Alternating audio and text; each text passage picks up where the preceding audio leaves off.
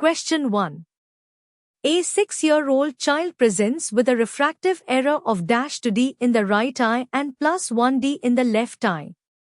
Fundus examination reveals normal visual acuity and retinal findings. What is the most likely diagnosis? A. Myopia. B. Hypermetropia. C. Anisometropia. D. Amblyopia. Answer: C. Anisometropia. Explanation: anisometropia is a condition where there is a significant refractive difference between the two eyes. In this case, -d, myopia, in one eye and +1d, hypermetropia, in the other is characteristic of anisometropia. Question 2. A patient with a long-standing history of diabetes presents with cataracts. Which of the following metabolic products is primarily responsible for cataract formation in this condition? A. Mannitol. B. Galactitol. C. Sorbitol. D. Fructose. Answer: C. Sorbitol. Explanation: in diabetic patients, glucose is converted to sorbitol by aldose reductase in the lens. Sorbitol accumulates, draws water into the lens fibers, leading to osmotic stress and cataract formation. Question 3. A corneal wisp test was performed and the corneal reflex was elicited. Which of the following nerves is responsible for afferent limb of this reflex? A. Facial nerve. B. Trigeminal nerve. C. Abducens nerve. D. Oculomotor nerve. Answer: B. Trigeminal nerve. Explanation: the afferent limb of the corneal reflex is carried by the ophthalmic division, V1, of the trigeminal nerve, while the efferent limb is via the facial nerve, cranial nerve 7. Question 4. A patient presents with right-sided field defects of both eyes with sparing of central vision. What is the most likely diagnosis? A. Homonymous hemianopia with macular sparing. B. Heteronymous hemianopia with central sparing. C. Optic chiasm lesion. D. Optic tract lesion. Answer: A. Homonymous hemianopia with macular sparing. Explanation: this occurs due to a lesion in the occipital lobe, posterior cerebral artery territory. The macular area is spared due to dual blood supply from both PCA and MCA. Question 5.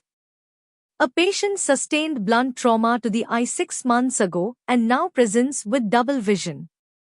What is the most likely condition? A. Iridodialysis. B. Unchyloblepharin. C. Washer's ring. D. Cyclorhizitis. Answer: A. Iridodialysis. Explanation: iridodialysis is a separation of the iris root from the ciliary body following blunt trauma to the eye. It can lead to monocular diplopia and visible iris displacement. Question 6. A 5-month-old baby is brought by the mother with complaints of the left upper eyelid moving up and down during breastfeeding, which disappears when the baby is not being fed. What is the most likely diagnosis? A. Marcus-Gunn-Jauvenking syndrome. B. Lagophthalmos. C. Myasthenia gravis. D. Third cranial nerve palsy. Answer: A. Marcus-Gunn-Jauvenking syndrome.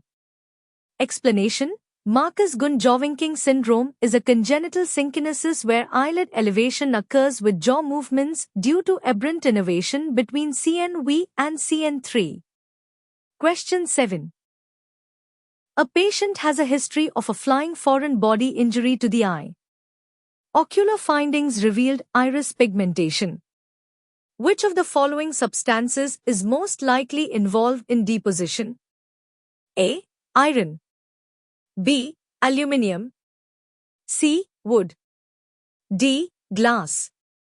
Answer: A. Iron. Explanation: iron deposition in the eye due to foreign body leads to siderosis bulbi, which can cause pigmentation, retinal degeneration, and visual disturbances. Question 8. A patient presents with vision problems and has a history of cataract surgery. October finding is shown below. What syndrome is most likely associated with these findings? A. Posner-Schlossman syndrome. B. Irving-Guess's syndrome. C. Central serous retinopathy. D. Elschnig-Pearls. Answer: B. Irving-Guess's syndrome. Explanation: Irving-Guess's syndrome refers to cystoid macular edema post-cataract surgery, detected on October as intraretinal fluid accumulation in a petaloid pattern. Question 9.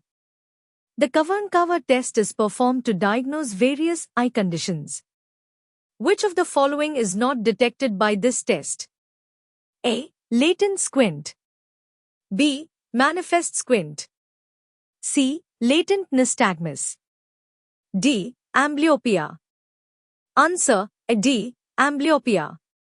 Explanation: The cover-and-cover test detects phorias, latent squint, and tropias, manifest squint, but not amblyopia. Amblyopia is diagnosed via visual acuity testing. Question 10. Which of the following statements is correct regarding indirect ophthalmoscopy? A. Image is erect and real. B. Condenser lens needs to be kept close to eye. C. Provides 15x magnification. D. Provides 3-5x magnification. Answer: D. Provides 3-5x magnification. Explanation: Indirect ophthalmoscopy provides an inverted, real image with a wide field of view and magnification of approximately 3-5x. Question 11. A patient presents with non-pulsatile proptosis that increases when bending down. What is the most likely diagnosis? A. Orbital varices. B. Thyroid eye disease. C. Cavernous sinus thrombosis. D. Orbital cellulitis. Answer: A. Orbital varices. Explanation: Orbital varices are venous malformations that cause intermittent proptosis, especially when venous pressure rises, example bending forward or Valsalva maneuver. Question 12. What is the amplitude if the near vision is 20 centimeters and distant vision is infinity? A. 2D. B. 3D. C. 5D. D. 6D. Answer: C. 5D. Explanation: Amplitude of accommodation is equal to 100 near point in cm. So, 100/20 centimeters is equal to 5 diopters.